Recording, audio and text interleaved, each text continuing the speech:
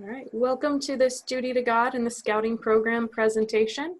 As we get started, I'm going to go ahead and introduce Wayne and then let Wayne introduce the others that are helping him today. So Wayne is the past president of the National Lutheran Association on Scouting and a member of the BSA National Religious Relationships Support Committee. A former Scoutmaster, Wayne has served on Wood Badge and NYLT staffs, taught at his council's University of Scouting, served on Lutheran exhibit staffs at 3 National Scout Jamborees, taught at the Scouting in the Lutheran Church Conference at Philmont Training Center, and directed the youth leadership training in his troop as a youth and a youth taught course from 2003 to 2015. A strong advocate of the Religious Emblems program, Wayne has received the Lutheran Lamb and God and Service Awards, Silver Beaver, Vigil Honor in the Order of the Arrow, and the National President Scoutmaster's Award of Merit. So Wayne, if you want to take it on over, go for it.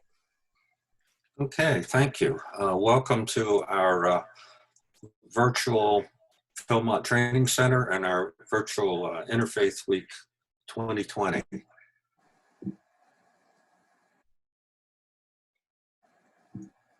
Uh-oh. There we go. I'm Wayne Stuckey, as Amanda said. My Zoom techie is my wife, Kay Stuckey. She's Catherine in the box over there. She's the person who has enabled me to do the scouting that I've done. We're expecting Kristen Rogan to be my chat moderator. I have not seen Kristen come in yet. So Kay is going to do the chat questions. At least until Kristen gets here.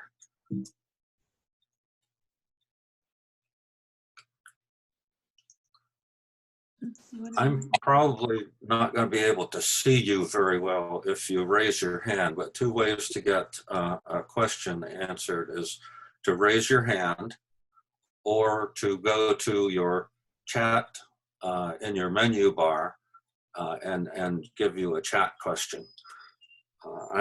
I'm looking at a display that doesn't have very many people on it, so I may not see you. So I suggest using the chat feature.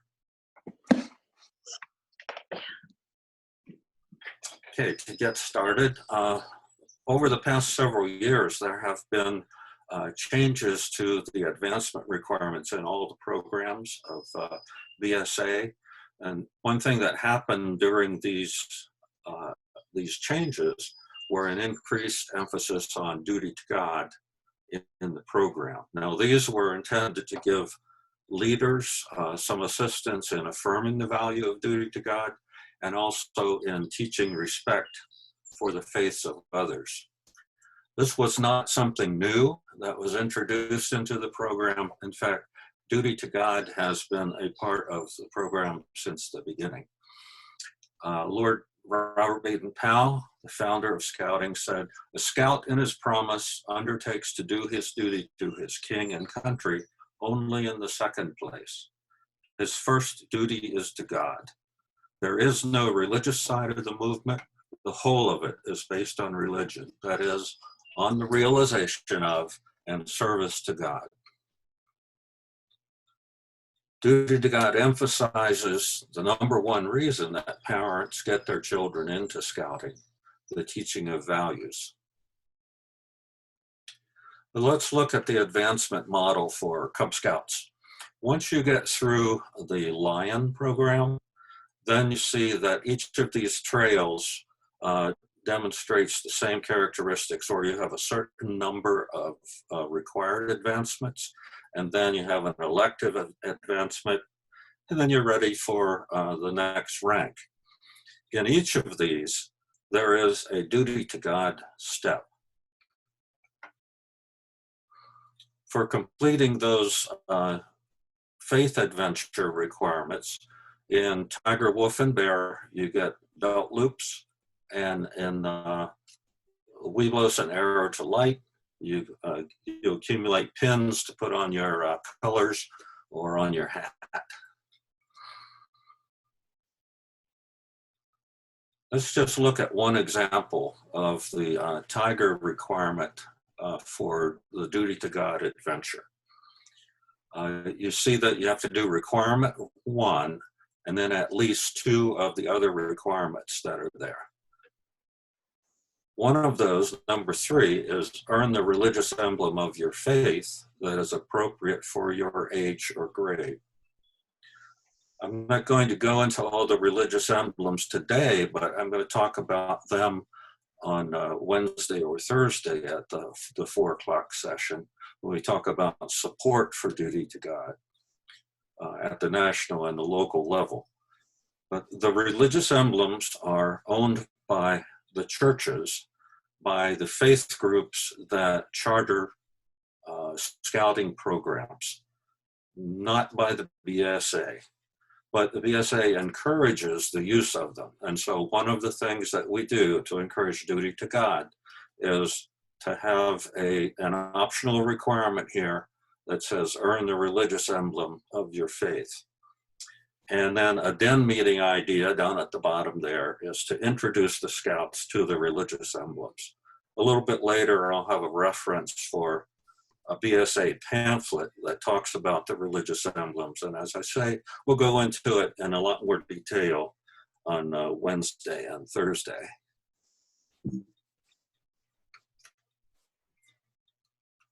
Moving on then to the Scouts BSA rank requirements.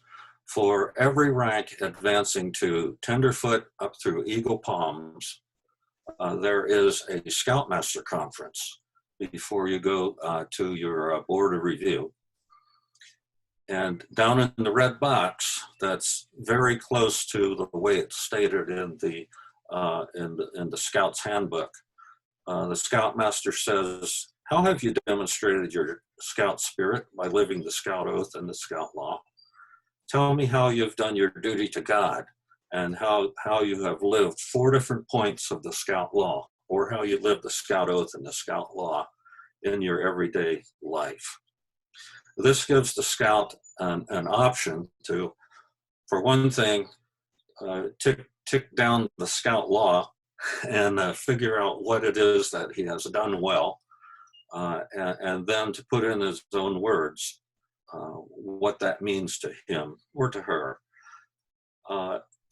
And then when I was doing my Scoutmaster conferences, I used to say, so what point of the Scout Law do you think that you could work on for your next rank? Also, the bullet in the middle there talks about chaplain aid. For each of the ranks to Star Life and Eagle, there's a requirement that we tend to call the leadership requirements. But in the book, it's called a position of responsibility. So it's not just a requirement to be a patrol leader or a senior patrol leader, but there are other positions of responsibility such as troop historian and the chaplain aide. Chaplain aide is a youth leadership position in the Scouts BSA troop. What does the chaplain aide do? Plans and conducts something called a Scouts worship service on campouts and in other activities that the troop does. We'll talk a little bit more about Scouts worship just in a little bit. The chaplain aide offers prayers at courts of honor, meals while out on the campout, and other opportunities. Chaplain aide participates in the Patrol Leaders Council. The Patrol Leaders Council is a youth leadership planning group that gets together to plan the troop meetings, the troop trips, the program of the troop. And the chaplain aide should attend that to encourage a spiritual emphasis in those activities and to help avoid calendar conflicts with religious holidays. The BSA does maintain a calendar of religious holidays.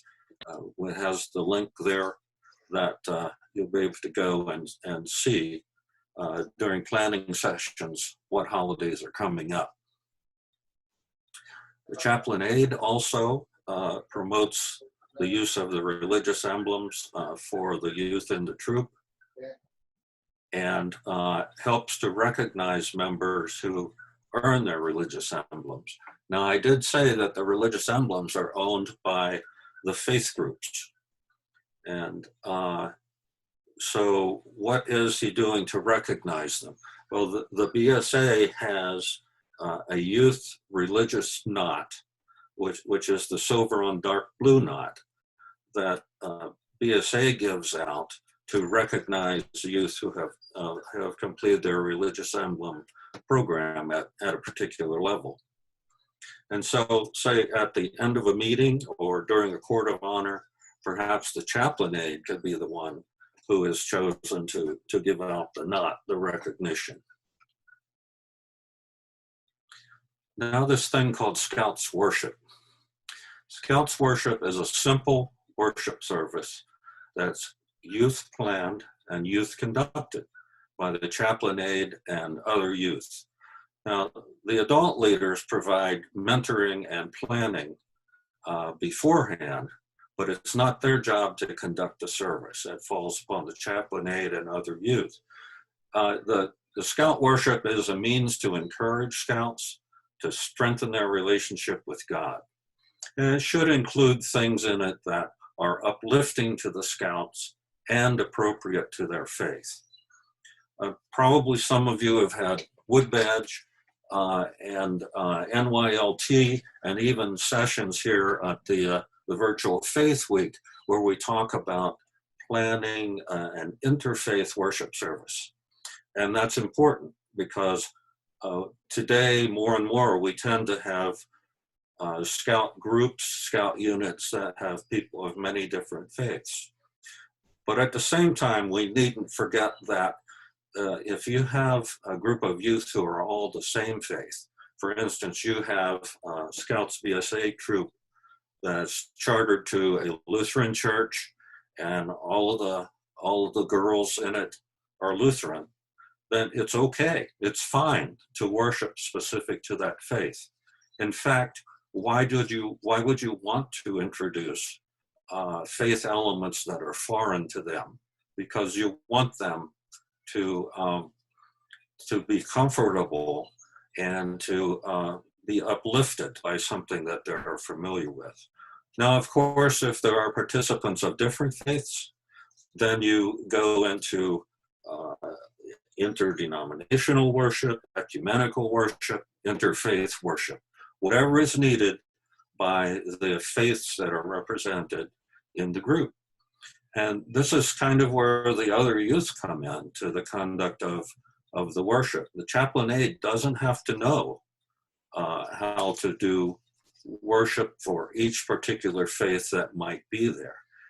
He can tag, or she can tag, Scouts from those faith traditions and have them contribute elements, prayers, readings, something like that, or even just explain something about their faith tradition.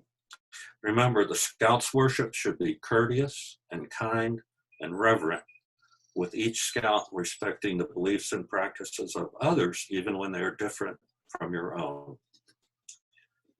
Baden-Powell pointed out that the Scouts worship should be brief and oriented toward the youngest, well, he said boy at the time present.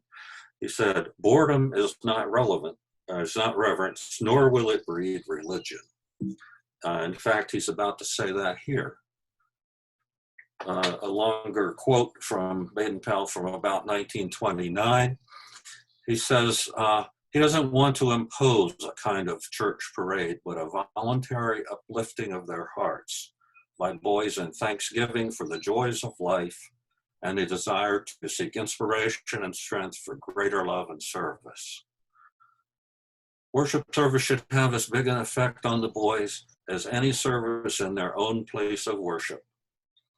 If we go by the pace of the youngest and the most uneducated of those present, boredom is not reverence, nor will it breed religion. Then he talks about a short talk that might be done by an adult, say maybe a scoutmaster or the chaplain being an adult position. somebody who understands the boys, a homely talk, he says. Maybe we could call it a homily, which grips the boys, in which they may laugh or applaud as the Spirit moves them. I like this quote down here in red. Baden-Powell said, "If a man cannot make his point to keen boys in 10 minutes, he ought to be shot." If he has not got them keen, it would be better not to hold a worship at all. So those words from the founder about Scout worship. Let's move on to the venturing program and look at the advancement model in venturing. There are 4 award levels in venturing, starting with the venturing award, which is sort of like a joining level. And then you move through discovery, pathfinder, and finally to the highest award, the summit award.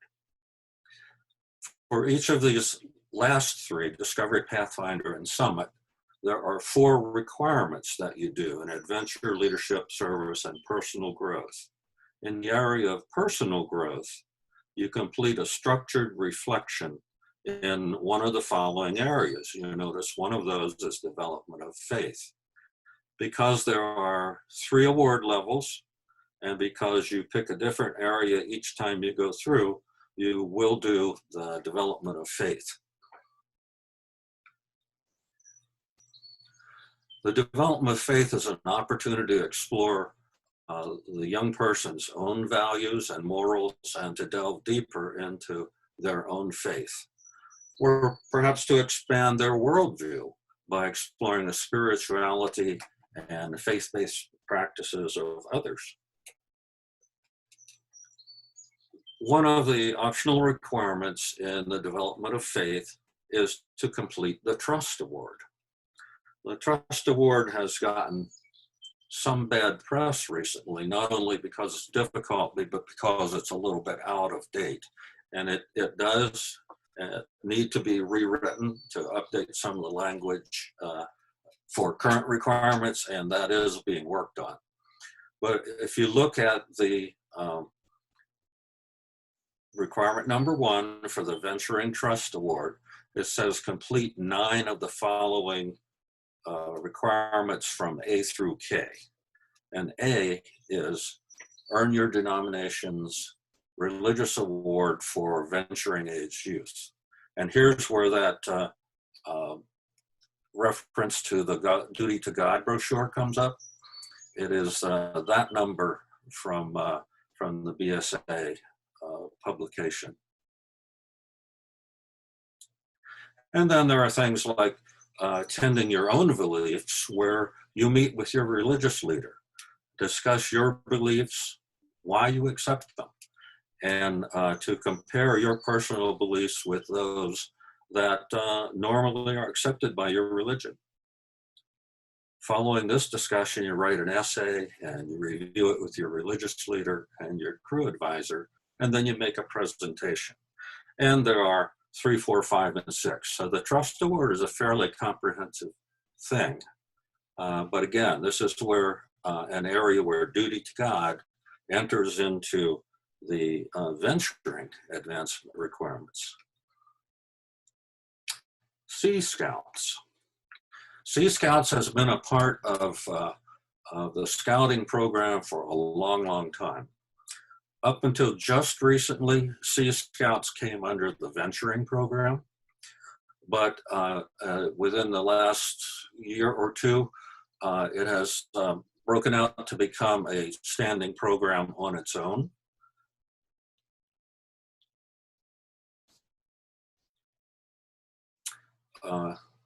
There are 3, I wanted to say that the Sea Scouts in 2018 formed an alliance with the auxiliary. Just excuse me a second. I'm going to do something here. An alliance with the United States Coast Guard Auxiliary. There, you didn't see me do that, right?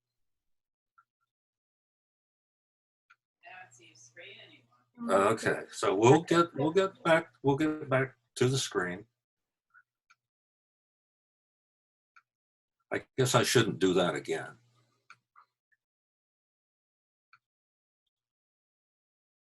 Okay. Do we see it now?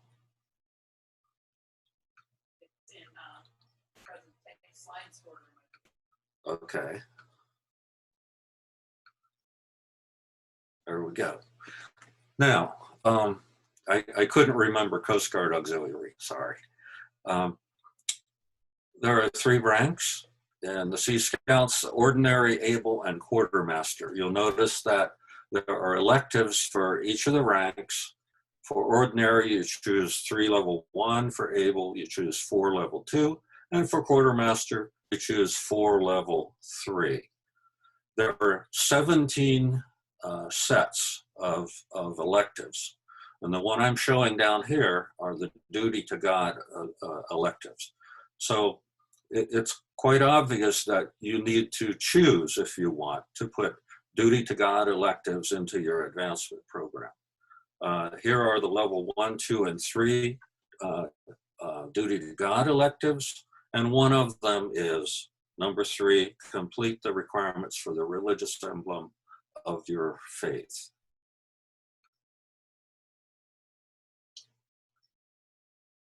There's a reminder on the Quartermaster Award, the Quartermaster Award being the highest level award of Sea Scouts, sort of like the Summit Award or the Eagle Scout Badge. And there's an anchor on it to remind us that a truly worthy life is anchored in duty to God. There is a chaplain aid for Sea Scouts. And if you compare this slide with the slide for Scouts BSA, you'll find that they really do exactly the same things.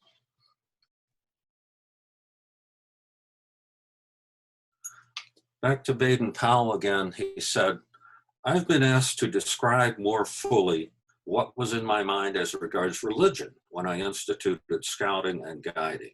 I was asked, where does religion come in? Well, my reply is, it does not come in at all. It is already there. It is the fundamental factor underlying scouting and guiding. Okay, I've finished this introductory session, and I'm wondering if we have questions that have accumulated. Okay, did you get any questions from chat?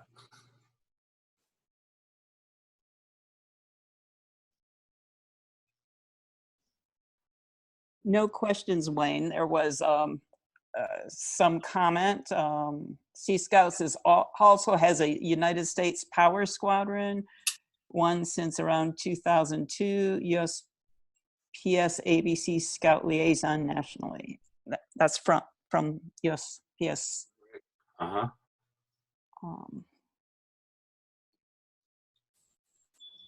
Power Squadron. Anything else? There was another comment that said the wording of the requirements in 2016 revisions to Cub Scouting left more confusions than it solved. And then it was supposed to be a simplified track. All right. Well, thank you so much, Wayne. And I see a hand, Bob Elliott in Minnesota. You had a hand up? Hi, yes. I just wanted to point out that last year the BSA stopped printing and distributing the Duty to God brochure, the multi-page, slick, multicolored thing that shows all the religious emblems that can be earned. It was getting to be too expensive to print tens of thousands that they just gave away. That is now available still online, but you won't be able to get hard copies to pass out any longer.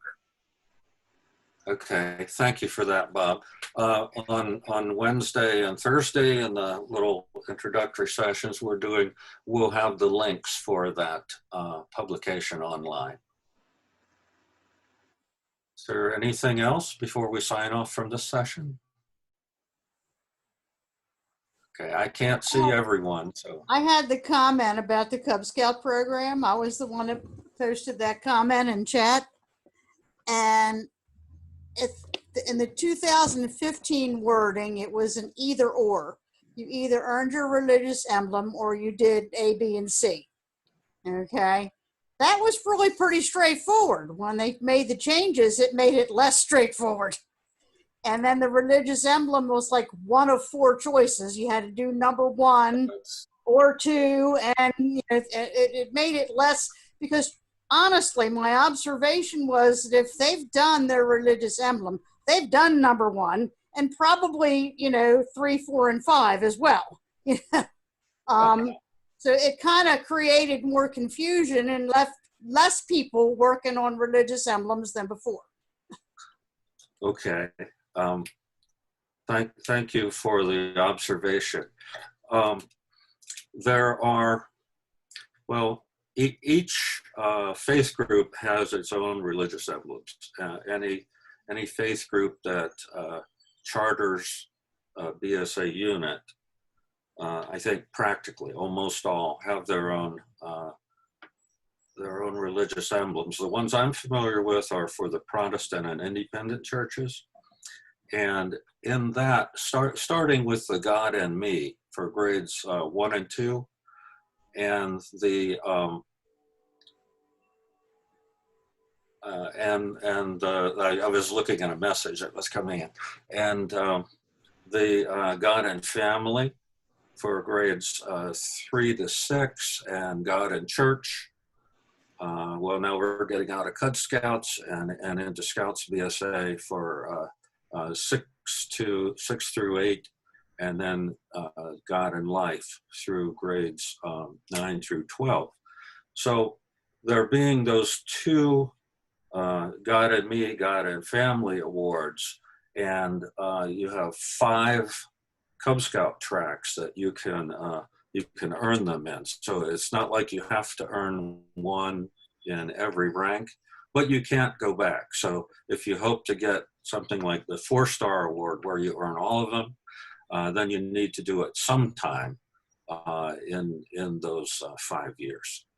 And I don't know if that helps or not, but that's one reason that earning the religious emblem is not required in every one of those tracks.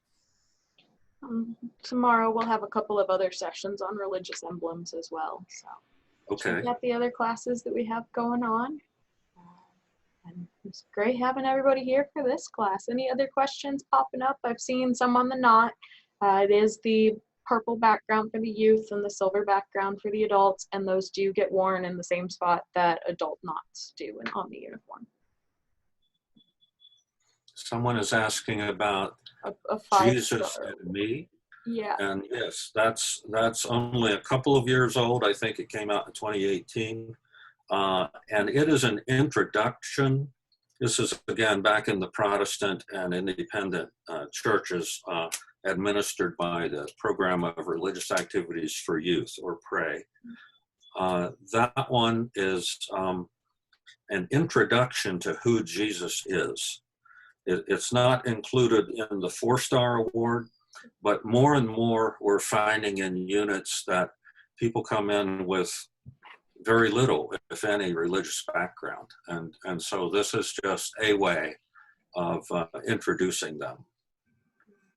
And Jason Nolan, the CEO of the PRAY program, he will actually be doing the presentation on that general overview of religious emblems tomorrow. He'll be talking not only about the programs that he works with, but other faith groups, and a bit about the history of religious emblems within the Boy Scouts of America.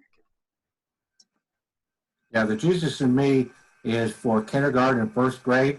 So there's an overlap at 1st grade between Jesus and Me and God and Me. There is. Allows someone in 1st grade to take Jesus and Me and then come back in either the 2nd or 3rd grade and do God and Me. That's correct. But as Wayne said, the Jesus and Me does not count toward the 4-star. There's no 5-star, and it does not replace any of the others that would normally be earned for the 4-star. And Benjamin is correct on the comment he did of the overlap is going away. Do tune in to the presentation Jason's doing tomorrow.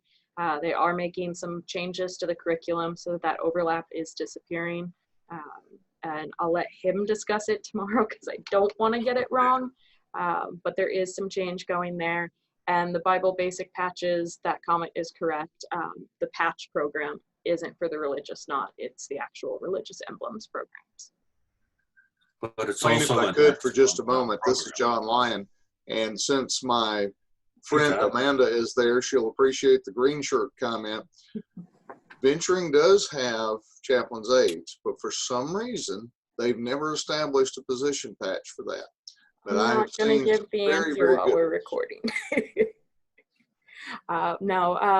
The reasoning for that is BSA supply. We don't have enough venturing crews in order to get enough chaplain's aids to get patches. So if we get more chaplain's aids, we'll get patches. Working on that. It is in the book when you order from National Scout Supply. That's where I got the photo of it. So you're saying that maybe they don't have them in stock. They've been out of stock for a little bit. Okay. All right. Are we good for now? I think we're good. Thank you for joining us today, everyone. Thank you. I hope I can see you again on Wednesday and Thursday.